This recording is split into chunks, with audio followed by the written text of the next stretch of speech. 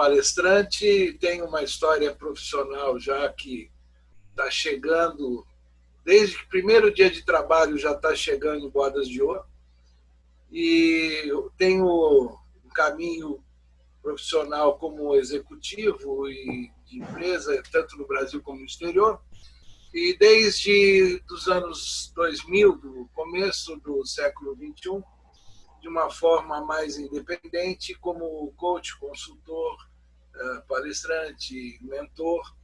E hoje, de um ano para cá, desenvolvendo um trabalho que tem a ver com o MIT, né, como um credenciado do MIT, e também com duas plataformas trabalhando em desenvolvimento profissional e empresarial, e nesta parceria junto com Roberta e com Carlos, dentro desse trabalho que a gente está fazendo, e o Cláudio, que apesar de flamenguista, é parceiro dos esforços em duas plataformas, uma em especial com foco no esporte, outra em especial com foco em desenvolvimento empresarial e profissional. Eu vou começar falando sobre a plataforma Dimensões de Sucesso, que é uma das plataformas que eu estou cuidando, e a gente tem um conceito muito claro que sucesso ele não tem uma interpretação única. Então, quando se fala em sucesso, a gente tem que tentar entender qual é a forma que alguém interpreta o seu sucesso. Então, eu costumo dizer que o trabalho que a gente busca desenvolver sempre é ajudar as pessoas a alcançarem o sucesso da maneira como elas interpretam o que é ter sucesso. Dentro desta lógica, a apresentação que eu vou fazer junta alguns conceitos também deste mundo bastante disruptivo, dinâmico e complexo, e sobre o qual eu já escrevo há alguns anos em blogs, e portanto, a gente vai juntar uma série de elementos para tentar aqui trabalhar com vocês durante esse tempinho que eu espero seja bem produtivo. Antes de compartilhar a tela e começar, eu quero fazer um pedido pessoal para todo mundo. Esta apresentação, eu estou estruturando esta apresentação,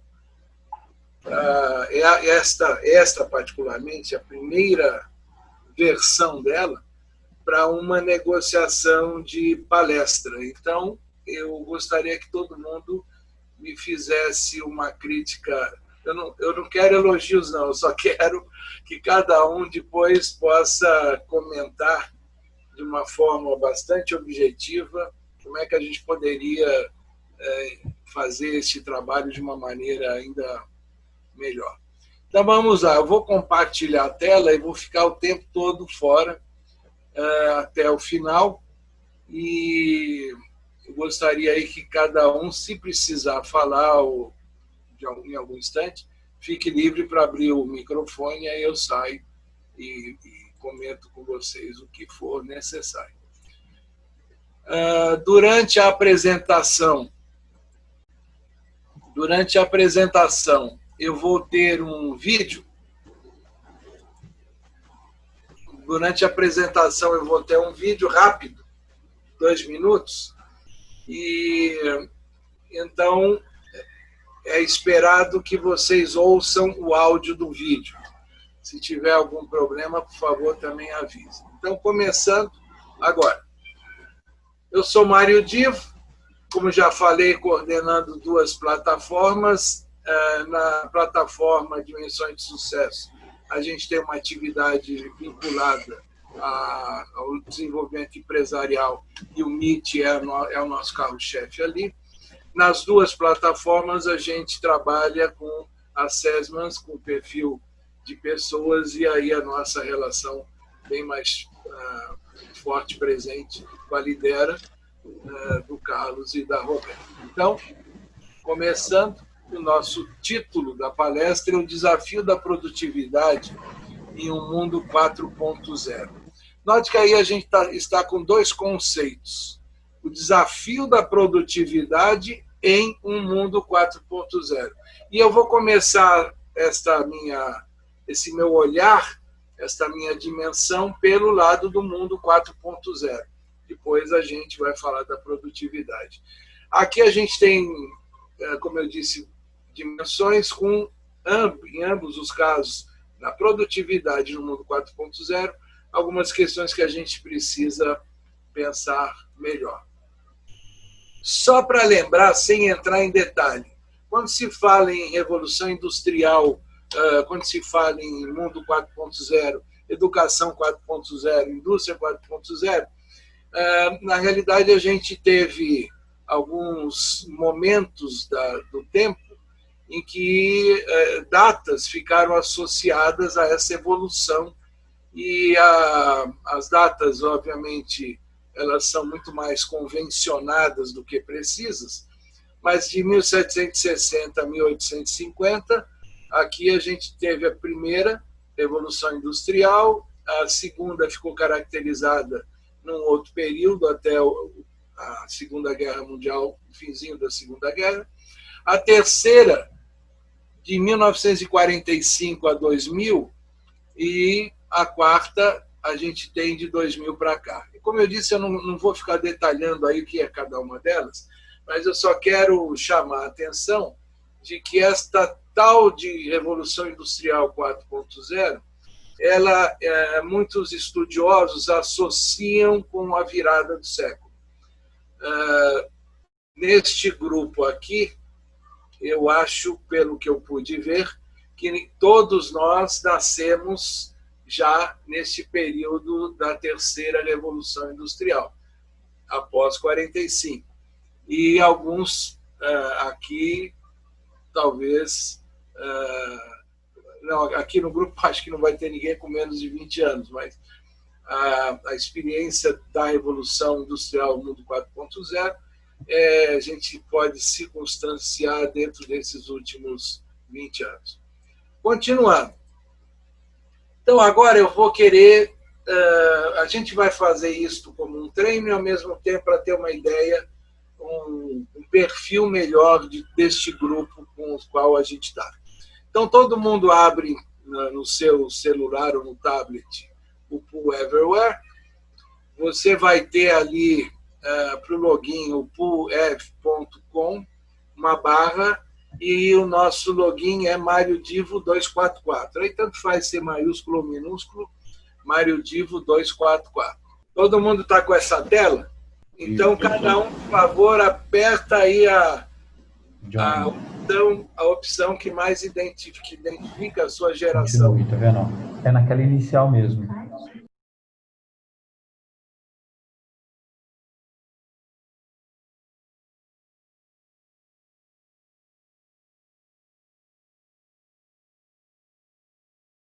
Note que nós aqui temos 2/3 do grupo que nasceram antes de 79, ou até 79. Então, nós somos aqui pessoas que... 2/3, né? Acima dos 40 anos, e, portanto, isso já dá um perfil de cada um do grupo. Agora eu vou fazer outra pergunta, que vai aparecer aí na tela de vocês. Qual a principal especialidade em consultoria? A especialidade que nós somos? Especialidade que vocês têm. Também note que a gente tem um peso muito grande para a gestão de pessoas, marketing, vendas e comunicação. Neste caso aqui, nós não temos pessoas de finanças, logística, mas então nós somos um grupo maduro na idade e com muito foco em pessoas. Eu acredito que muitas das coisas que eu vou falar aqui, ao mesmo tempo que vão despertar interesse e motivação, não despertar raiva também. Mas vamos lá. Agora isso aí foi um teaser, tá? Isso é só para mexer com a adrenalina. Gostei desse negócio aqui, viu? E agora agora é para colocar só o número. Só o número. Há quanto tempo, quantos anos você trabalha em consultoria? Só coloca o número. Bom, note que nós temos aqui um grupo bastante experiente também em consultoria, na medida em que, com duas exceções aqui, a gente tem um pessoal que já há alguns anos está na luta, como consultor. E aí vem a seguinte questão. Um grupo maduro da idade, um grupo que tem uma boa experiência de consultoria, muito centrado em atividades que lida com gente, né?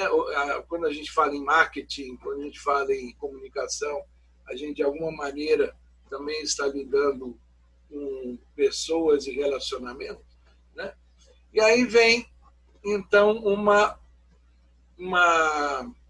questão que a gente quer provocar. Quando se falava em terceira revolução industrial, e aí a gente voltando lá para os anos 90, a gente precisava de vários equipamentos, né? Tinha lá o laptop, tinha a câmera de filmar, tinha o relógio, tinha o Walkman, tinha a máquina fotográfica. E na quarta revolução industrial, e isto cada vez com mais qualidade, ou seja, tudo concentrado num celular, cada vez com mais qualidade em cada uma dessas funções, seja no áudio, seja na imagem, seja até na capacidade de armazenamento. E então surge uma questão interessante. Quando a gente fala em revolução industrial, a primeira ideia que vem nas pessoas é de tecnologia.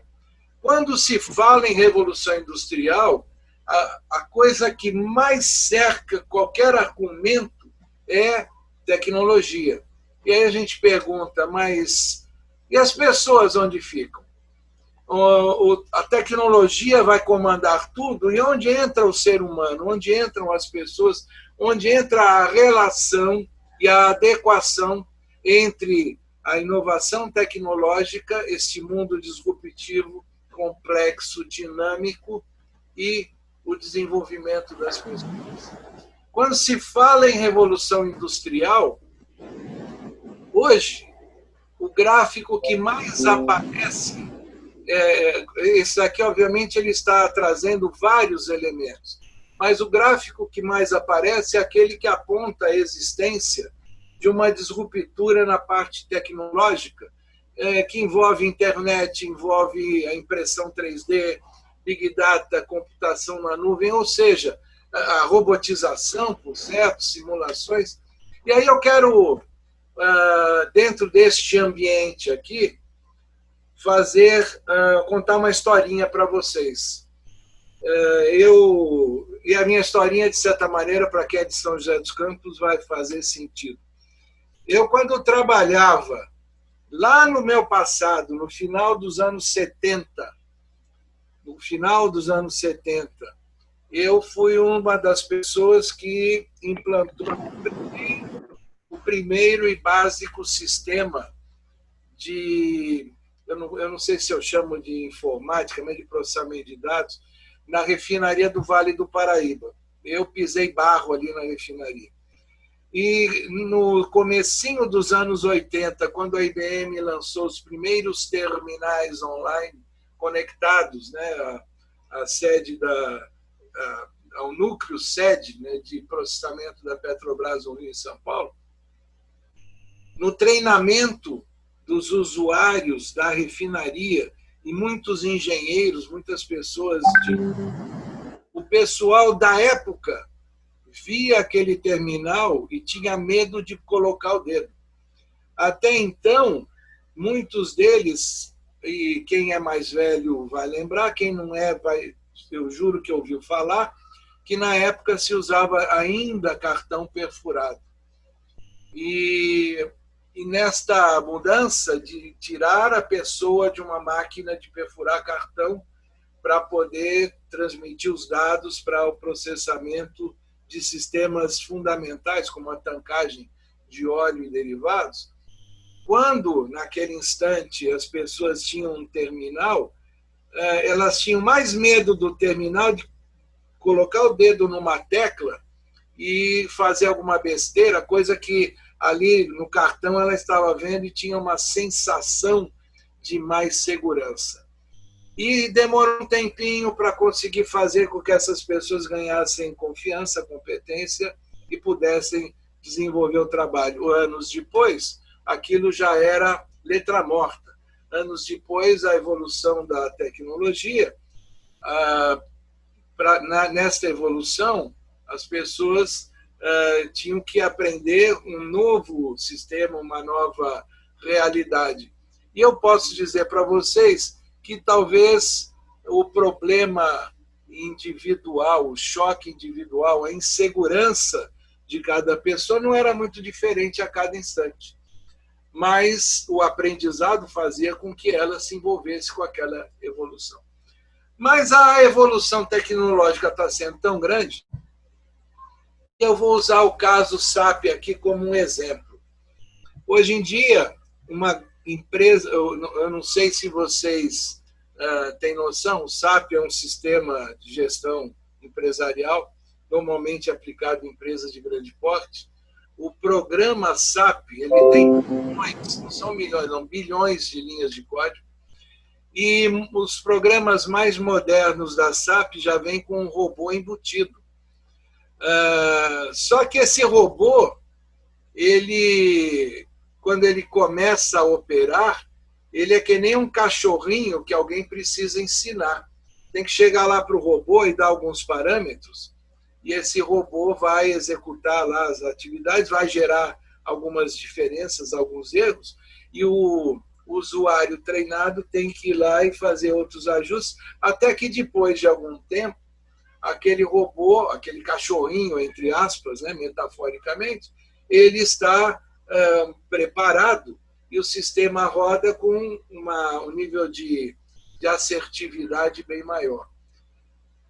Agora, note que hoje em dia o SAP, a tecnologia, esse conjunto de linhas de código que acabam sendo implantados em empresas de grande porte, sozinho não faz nada, depende das pessoas que sejam preparadas. E aí vem a pergunta: o que é que vem primeiro?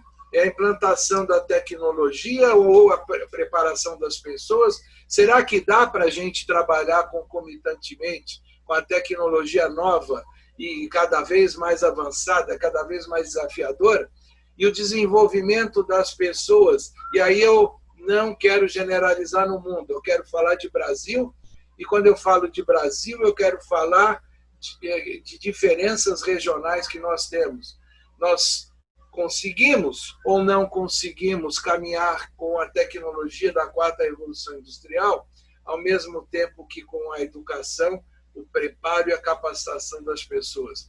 Este é um problema tão sério que tem sido praticamente nos últimos 3 anos um tema lá na reunião de Davos, no Fórum Econômico Mundial lá, que mostra o seguinte: a economia do mundo e o desenvolvimento do mundo hoje não depende só da inovação tecnológica, depende de outros fatores que remetem sempre às pessoas.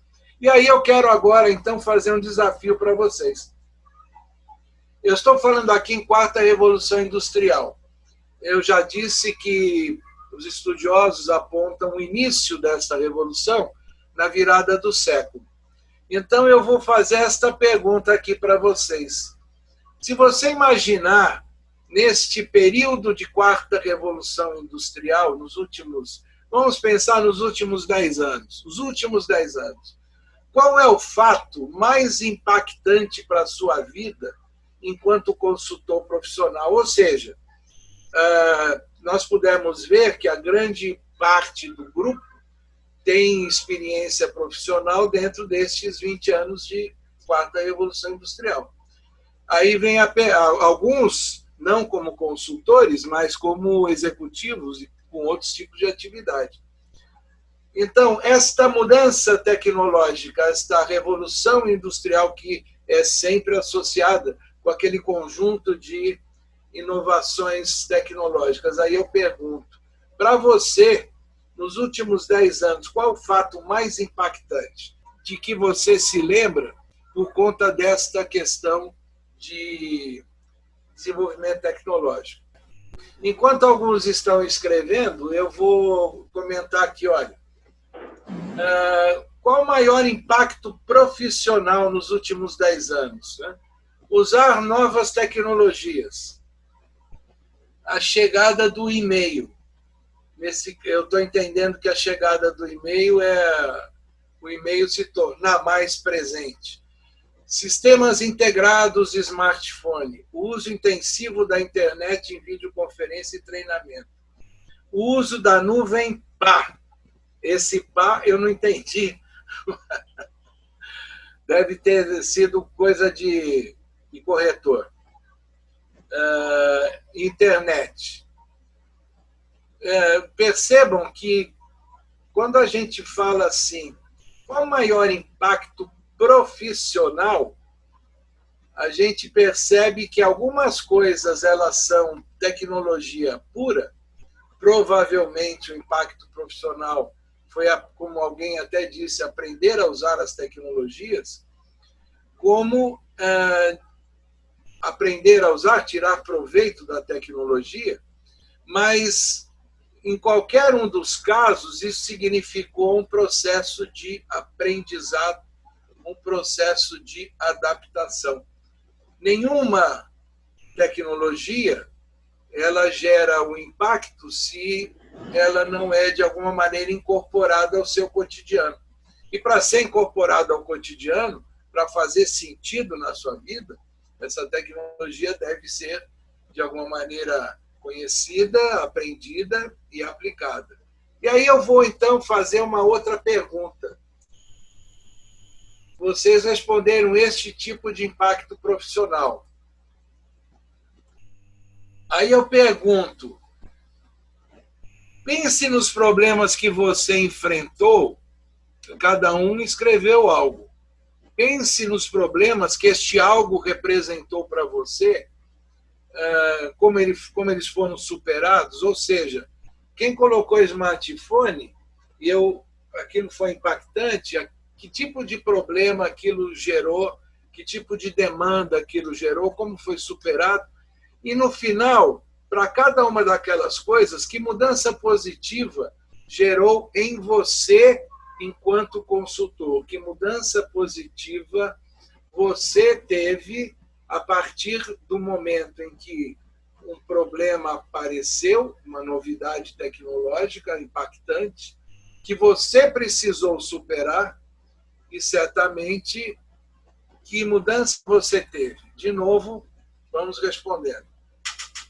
Note que, quando a gente fala na transformação, essa transformação, ninguém escreve assim, eu fiquei melhor na tecnologia. Ninguém fala assim, eu agora estou bom naquela tecnologia. Mas perceba que tudo que a gente está vendo, e a agilidade é uma coisa que acaba aparecendo como uma nova competência, né, que a pessoa adquiriu. Adaptabilidade, comunicação, a segurança, a gente pode associar talvez com autoconfiança. Note que nestes anos passados, quem enfrentou um impacto por conta da tecnologia foi obrigado a, de alguma maneira, se superar, encarar aqueles problemas, superar os problemas, e os problemas geraram uma transformação. Agora, que transformação? A transformação não na habilidade tecnológica, mas a transformação no sentido de como esta pessoa ou como este consultor interage neste mundo com mais competência, com um comportamento mais adequado, utilizando de fatores de inteligência emocional e, portanto, a gente tem que pensar o seguinte: o desafio do mundo 4.0 não é a tecnologia, o desafio é como é que as pessoas vão reagir e vão modificar, vão crescer e se desenvolver por causa desta disruptura tecnológica. E aí eu peço para que vocês assistam com muita atenção este vídeo, que eu vou fazer agora. Eu vou começar a sair do mundo 4.0, da tecnologia, dessa revolução industrial, para ir mais para o outro lado daquela frase: o desafio da produtividade, o desafio do resultado, o desafio do objetivo e etc. E eu vou, antes de passar o filme, falar para vocês o seguinte: no mundo 4.0, é uma pergunta: cabe perseguir resultados a qualquer custo? Esse filme que eu vou passar, esse vídeo rápido que eu vou passar, é o vídeo de abertura de uma série do Netflix, que em inglês, né, What If IC, e que em português recebeu o nome de Dilema. Ao assistir essa abertura, e quem fala nesse trecho é uma empresária, eu achei muito legal trazer o ponto de vista dela. E eu gostaria que vocês prestassem atenção, depois eu vou dar continuidade, e mantendo a pergunta: no mundo 4.0, cabe perseguir resultados a qualquer custo?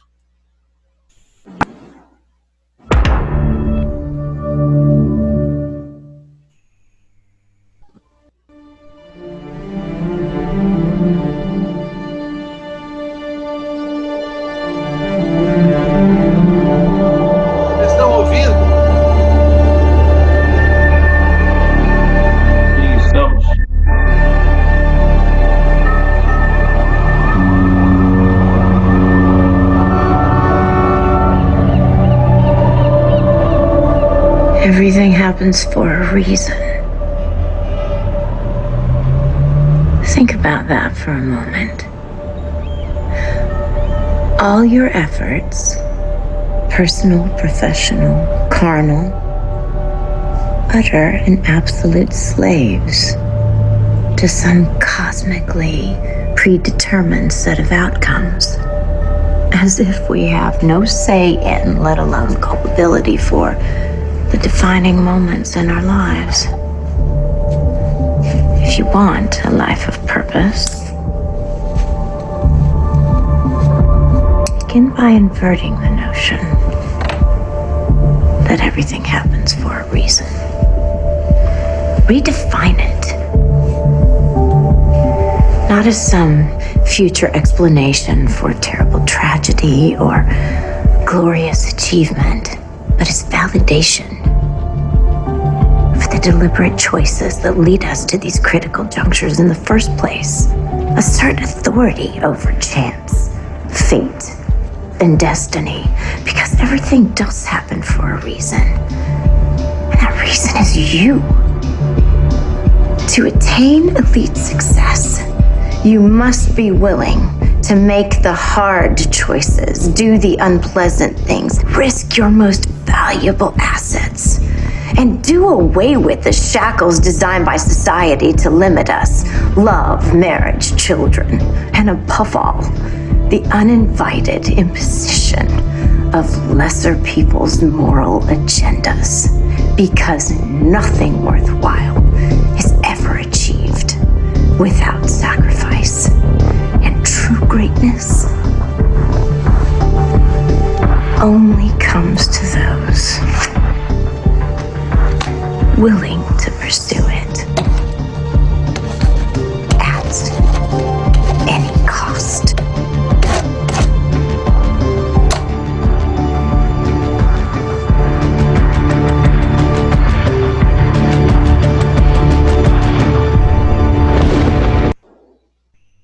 E aí eu já lanço a pergunta para vocês.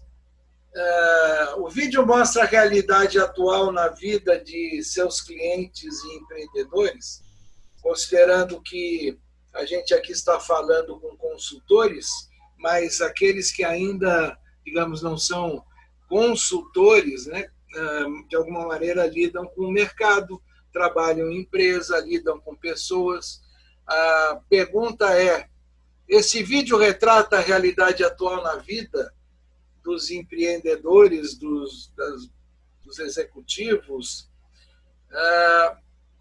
Enquanto vocês olham aí para votar, eu quero só fazer um comentário. No filme, este título, At Any Cost, é o nome de um livro que a personagem escreve, remetendo para todos, né, para todos os seus leitores, né, um conceito que é esse que ela até grava, e a partir da gravação gera a leitura do livro. Ou seja, que só vai ter sentido, só vai ter sucesso, só vai ter resultado aquele que buscar só vai ter sucesso e só vai atingir o objetivo quem buscar os resultados a qualquer custo. Então, por que eu disse lá atrás que eu ia fazer uma provocação fugindo do politicamente correto? Porque eu estou aqui trazendo para vocês uma visão que o consultor, qualquer consultor, dia ou outro vai enfrentar, vai encontrar. Vai ter um cliente que quer crescer e ter resultados a qualquer custo. E muitas vezes a ética aí fica jogada para trás, né? Mas note que a gente aqui tem um grupo em que se dividiu, eu diria assim, olha, está quase ali meio a meio entre o problema é o empreendedor estar disposto a investir em competência. E aí eu quero dizer, nessa frase, a competência não só dele, né, mas da sua equipe.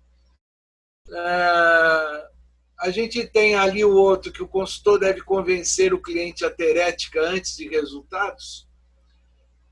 Portanto, aí a gente começa a falar um pouco de comportamento, um pouco de motivação, um pouco de outros aspectos, e o conflito do vídeo existe, mas a generalização a clientes é perigosa.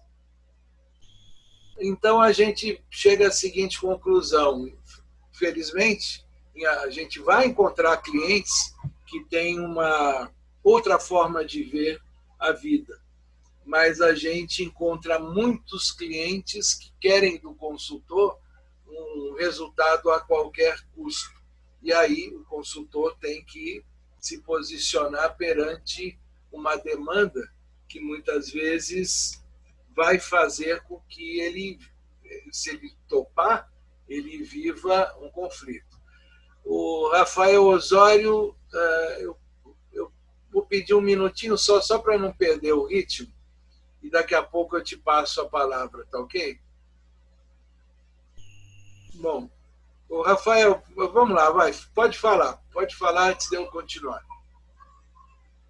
É que eu vi nessa parte do trecho do filme, ele fala um pouco de um livro, né? Mais Esperto que o Diabo. Não sei se vocês já leram esse livro, que ele fala muito a respeito da pessoa ter a ambição de ela poder correr atrás daquilo que ela quer, independente do que for, entendeu? E não ter medo, não ter receio de nada, nem do que vão falar para você, do que dizem para você, nem mesmo se for cliente, seja lá quem for, porque isso está amarrado no seu sucesso também, entendeu?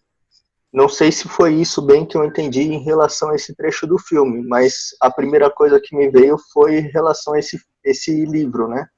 Mais Esperto que o Diabo, do Napoleão Hill. Eu achei bem interessante. Então, veja só, a aí a gente está, digamos, dentro do mesmo campo de pensamento, que é mais esperto que o diabo, a gente tem que ter ambição, tem que correr atrás, não importa o que se faz, da mesma maneira como nesse vídeo se coloca se correr atrás de enfrentar, inclusive, algumas decisões que vão gerar sacrifício, algumas decisões desagradáveis em função do sucesso. Então, aí, eu vou aproveitar a sua colocação, Rafael, uma coisa que eu ia falar no final, mas eu vou trazer agora. Quando a gente, em dimensões de sucesso, diz que nós queremos ajudar alguém a atingir o sucesso da maneira como a pessoa interpreta o sucesso, antes de qualquer coisa, a gente tem valores e princípios que devem vir antes desta busca desenfreada pelo sucesso. Porque qualquer busca de sucesso desta forma, desenfreada, sem limite, na realidade é uma maneira de fracasso. Bom, continuando. Então a gente chega à seguinte conclusão. Quando a gente fala, e lembrando que essa apresentação, ela originalmente é feita para consultores, né? Quando a gente junta uma pessoa, um cliente, um consultor, a gente tem que olhar o seguinte: a parceria precisa ser sadia. E o sadia, neste caso, é permeada de valores e princípios antes de uma busca desenfreada de resultados. Então, se a gente está juntando duas pessoas, e eu aqui até para homenagear o Marcelo e lembrar da nossa relação com o MIT é um caminho que permite um consultor fazer uma avaliação, um diagnóstico da situação da empresa, dos resultados que a empresa está tendo. Mas qualquer mudança daí para frente a partir do relatório envolve quem? Envolve o consultor, envolve uma pessoa do outro lado, um decisor, e aí a gente pode expandir um decisor e a equipe dele. Portanto, o MIT fez lá o diagnóstico, identificou a situação da empresa perante a concorrência, situação da empresa perante para alguns critérios, né, que foram colocados, e o consultor vai trabalhar junto com o cliente para tentar atingir resultados melhores. A busca desses resultados melhores requer primeiro ter princípios e valores. E aí nós estamos falando do seguinte: não é só o cliente que precisa estudar, aprender, crescer, desenvolver e se transformar em função de um mundo 4.0. O consultor também. São duas pessoas, cada uma dentro da sua realidade, que precisa trabalhar a sua mudança, a sua adaptação a esse mundo, atingir aquelas características, ou aquelas habilidades, ou aquelas competências que nós vimos anteriormente, que fazem com que você trabalhe bem num mundo de alta tecnologia. E aí eu poderia utilizar aqui vários tipos de caminhos para falar deste momento que as pessoas vivem. Mas eu vou me prender a um estudo de um escandinavo chamado Claes Jensen, que trabalhou com o conceito de 4 salas de mudança pessoal. Eu não vou entrar aqui fundo na teoria, porque não é o caso, mas esta imagem vai permitir que a gente entenda o seguinte: no estudo que ele fez, na pesquisa que ele fez, até de doutorado, ele mostra o seguinte, que as pessoas em geral, dentro do seu cotidiano, elas transitam por essas 4 salas. Inclusive, ela pode sair de uma sala e ir para outra e voltar, ao invés de ir para frente. E quais são essas salas? Você tem um momento de contentamento, alguma coisa vem e te impacta e te gera uma uma mudança qualquer, uma crise qualquer, e você começa a criar uma negação, esse é o momento em que as pessoas precisam ter muita autoconfiança para que ela consiga se organizar mentalmente e, a partir daí, começar a passar para outra sala, onde ela começa a entender melhor a confusão que ela tem. Se ela não entende essa confusão, se ela cai para baixo, ela vai voltar aqui na negação. A negação, muitas vezes, não é negação de si, mas a negação da sua relação com competência ou com a capacidade de resolver aquele problema ou aquela situação. Uma vez que ela consiga se organizar em torno dessa confusão, é quando ela se renova, ela muda.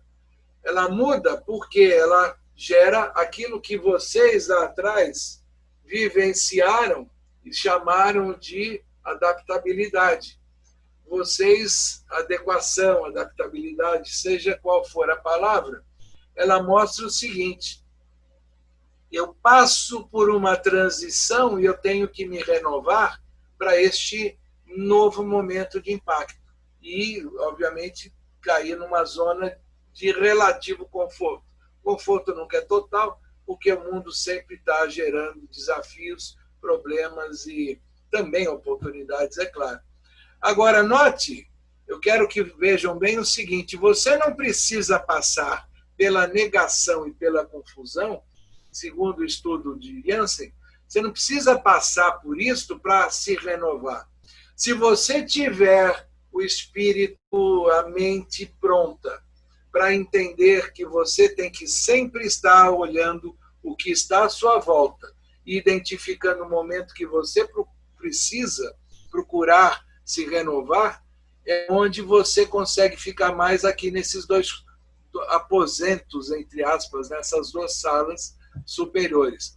O problema de muita gente é que a pessoa, quando tem um primeiro impacto, cai aqui e fica transitando só nessas salas. Ela não consegue se renovar, ela não consegue voltar para o estágio anterior e ela fica transitando aqui num processo de negação e de confusão que acaba, obviamente, atrapalhando a sua vida. Então, segundo Jansen, as pessoas sempre vão ter a chance na sua vida de transitar em todas as salas. O importante é você ficar o mínimo possível em cada uma das de negação e confusão, mas vai passar por lá.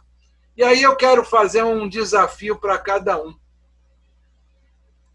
A pergunta é: das 4 salas para a mudança, qual é a sua de hoje?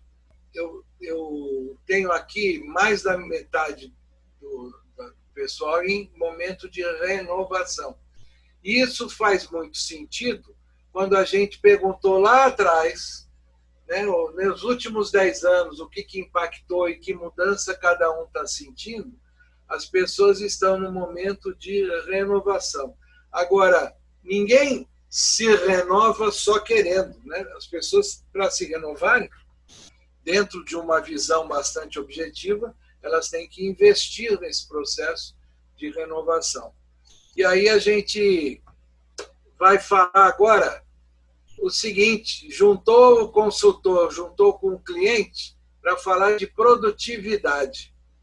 São 2 pessoas que vão falar de produtividade, e aí começa o seguinte: a produtividade, resumidamente, é o que eu consigo produzir em relação aos recursos que eu estou aplicando. Dentro dessa visão muito simplista, dependendo da área em que eu estou buscando a produtividade, eu vou ter algum tipo de indicador, alguma métrica para isso. Então, o MIT me ajudou lá atrás a identificar um mapa, uma fotografia da empresa. Agora vamos começar a trabalhar em mexer nessa fotografia e mudar essa fotografia. Agora, eu preciso ter alguns indicadores, eu preciso negociar os indicadores, cliente com o seu consultor. Aqui eles estão celebrando com café, não com champanhe, como muita gente gostaria de fazer, né? Mas existem vários indicadores que são possíveis, até dependendo da área. Mas como é que é? Basta a gente negociar o indicador? Basta a gente falar o seguinte, vamos, por exemplo, em TI, utilizar como indicador a disponibilidade da máquina sem quebra. E aí, é só isso? Ou será que, como a gente mostrou, a gente está falando que vai para ter a produtividade, para ter, claro, a métrica e o indicador. Eu estou falando que eu vou envolver pessoas nisso. E eu vou envolver pessoas, tendo de um lado pessoas da empresa, e do outro lado o consultor, e cada um tem os seus fatores de motivação, cada um tem o seu conjunto de competências que estão mais ou menos desenvolvidas. Existem os comportamentos típicos e quando são comportamentos naturais ou aqueles que são adaptados ao ambiente em que a pessoa está trabalhando, são os fatores de inteligência emocional social. No fundo, quando aqueles dois, cliente e consultor, estavam negociando um caminho, negociando produtividade, indicadores para ter produtividade neste mundo tão disruptivo, onde as pessoas precisam, todas elas, de uma renovação e de uma adaptação constante, a gente está falando que aquilo sozinho não adianta. A gente tem que trabalhar entendendo que o tempo todo nós lidamos com sistemas, tarefas, pessoas, e cada um indivíduo ele tem uma balança diferente. Eu aqui quero fazer uma referência especial a Lidera Sesman, que é com quem eu tenho dividido muito e aprendido muito nesse conjunto de coisas que dizem respeito ao desenvolvimento das pessoas. Então, vamos voltar à pergunta. O desafio da produtividade do mundo 4.0, como é isso? O mundo 4.0 gera desafios e problemas. Para isso, não adianta eu ficar reclamando, eu tenho que me desenvolver. Em alguns instantes eu vou cair em negação, em alguns instantes eu vou cair em confusão. Eu preciso dar um salto sempre para me renovar, e isso não é só querendo, é me aplicando a fazer com que competências novas eu consiga desenvolver, consiga utilizar os meus pontos fortes e, inclusive, adequar comportamentos e fatores de inteligência emocional ao ambiente que eu tenho, às tarefas que eu tenho e às pessoas que me cercam. E aí a gente pode concluir o seguinte, que, particularmente neste momento, em que muita gente está fazendo um trabalho à distância, ou teletrabalho, ou trabalho remoto, ou home office, a gente pode chamar como quiser, né? A Lidera e a Dimensões de Sucesso, a gente está trabalhando com uma forma de ver, né? O grupo de competências que as pessoas precisam ter, e esse grupo, cada grupo desses tem um certo número, certo conjunto de competências, para que as pessoas possam trabalhar remotamente. Note que liderança é um grupo que aparece para quem exercita a função de liderança, ter um comando sobre um grupo. Basicamente, as pessoas, em geral, precisam ter competências motivacionais, estratégicas, disciplinares, de relacionamento e emocionais. Se alguém se lança para entender melhor, aqui o gráfico exemplifica bem isto, né? O verde, digamos assim, é o mínimo que seria aceitável, e o azul, neste exemplo, é o que a pessoa tem. Para cada uma das competências do grupo, Tem algumas que a pessoa está melhor, outras está pior, e com isso ela poderia, na medida em que ela tem pontos fortes, obviamente, aplicar os pontos fortes, e quando ela tem pontos a melhorar, desenvolver esses pontos a melhorar, para que no conjunto ela ganhe força, substância, consolide uma capacidade de trabalhar num mundo que exige o tempo todo alta capacidade de adaptação. Aí, dito isto, a gente conclui o seguinte: a produtividade no mundo 4.0 não depende dos indicadores das métricas, mas é produtividade cada vez mais vai depender de um consultor que, junto com o seu cliente, consiga identificar os melhores caminhos de desenvolvimento do cliente e da sua equipe, para que, com isso, ele consiga transitar melhor entre os desafios que vão existir e, portanto, transitar melhor naquele caminho da renovação e do contentamento. Usando esta figura, note que eu tenho uma pessoa apontando um dedo aqui e usando uma expressão de Buda. A gente tem que olhar para a estrela que o dedo aponta e não para o dedo que aponta a estrela. Ou seja, a gente quer chegar lá na estrela, eu vou ter um caminho, com ética, com valores e com princípio. Mas eu não vou chegar nesta estrela se eu não me envolver em todos esses aspectos que eu repito para encerrar, de competências, de fatores de inteligência emocional e aquelas questões que são mais aparentes de comportamentos e motivação.